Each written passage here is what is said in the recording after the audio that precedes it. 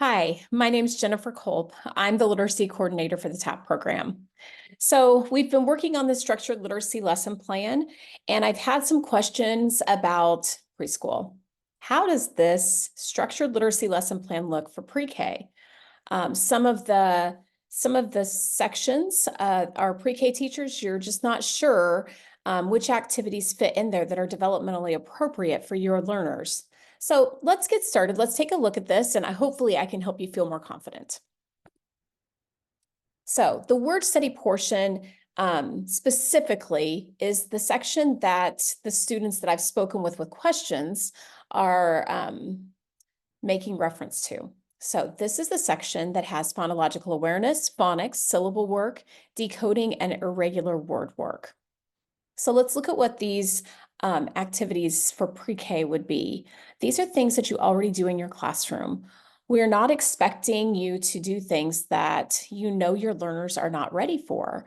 So in some pre-K classrooms, you have all 3-year-olds, and they would not be spelling things. They would not be writing their letters. So let's take a look at what you can do or what would be appropriate. So in phonological awareness in pre-K, this is always practiced orally. So they're just verbally saying what you're saying, or they are singing a song or talking about rhyming words, things that are fun like that.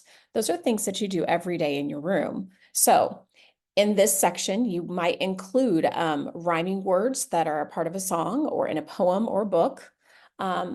Referencing alliteration that has the same letter at the beginning of every word. Those are kind of fun tongue twisters to say. And you could highlight that letter that is being repeated. So phonological awareness is just kind of fun with words, rhyming and alliteration and that kind of a thing. Phonics, on the other hand, connects the letters to the sounds. And so you could use magnet letters to discuss the letter names and their sounds. And this could be also, it could be where students trace letters in sand, and maybe that's the first letter of their name. In pre-K, we know that the students' names are so important, and that you go over and talk about their names and reference the letters that are in their names more than one time a day. That's appropriate. Utilize those activities within the structured literacy lesson plan. The syllable work could be clapping out the syllables in students' names. When I mentioned this to one of the students that had questions, she goes, "Oh, we do that all the time." Exactly. This is the place where it would fit in the syllable work. Decoding and irregular word work. This can be shown by students identifying his or her name among several different names. So if you do a check-in in the morning where students find their name on a magnet and they put it in a spot to show that they're in class, they're identifying their name. They are able to decode and know that those letters are their letters, and they're able to put their name where it belongs. This could be an activity that would fit in this area. So think about the things that you do throughout your day that might fit into these categories. You can use those examples for these sections within the word study. Also understand that it's okay if these activities happen throughout your day and they're not all together in one word study section. We know that your pre-K learners are not going to be able to sit still to do these activities for 45 minutes. That's just not going to happen. And I want you to know that's not the expectation. We want you including these word study activities and the activities within this lesson plan throughout your day for your learners so that they have explicit and solid lessons about reading and the foundational skills so they can become fluent readers. Now, the spelling and written expression, I had already mentioned that you might be able to use letter formation. But it was brought to my attention that some pre-K learners are not ready for letter formation. And what would that look like before you're teaching students how to make the letter A? First, they have to show that they're ready for that activity or for that learning. So Emergent writing might look like circles or lines, and the student is saying that they're writing their name. It might not look like their name, but that's okay. So in this section, you could include explicit instruction on how to make the letters if your learners are ready for that, or if a group of your learners are ready for that, that would work. But you could also include some of these ideas. So maybe you set up a station where students play like they are the UPS person or the mail person, and you have a clipboard with some papers where the student has to sign their name for the delivery in order to receive their package. This encourages your pre-K learners to write. They might not be writing their name correctly, but that's okay because the purpose here is giving them a reason for writing and a reason to learn to write their name. And that's going to lead them into the next steps of wanting to learn those letters so that they can write their name correctly.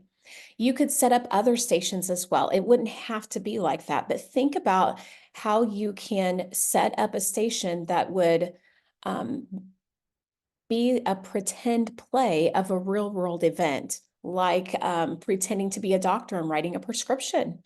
You could even have the little jacket and a stethoscope. Maybe they are pretending that they're an artist and they make a drawing or paint a picture and they have to sign their autograph to their picture. This purposeful play gives them opportunities to write their name and to find reason for it. So, including an activity like that in the spelling and written expression section of the structured literacy lesson plan would be developmentally appropriate for your learners. And it would be intentional and purposeful because it's encouraging your students to make the steps towards written expression fluency. The fluency and comprehension sections within the lesson plan, these are kind of your meat and potatoes of the lesson. And think again about your learners. Fluency is probably going to look like a poem or a chant or a song. Try to find something that's really fun that connects with your multicultural picture book that you're going to read aloud, and have the students choral sing or choral read it together. And maybe you're dancing around the room or you're marching, something to make it fun. That's fluency because they're learning how to pronounce words, they're learning how new vocabulary. All of those things help lead them towards joyful learning of reading. So the comprehension is where you would read aloud your text, and you're going to do just like you always do as you read books to your students every day. Include them in purposeful discussion.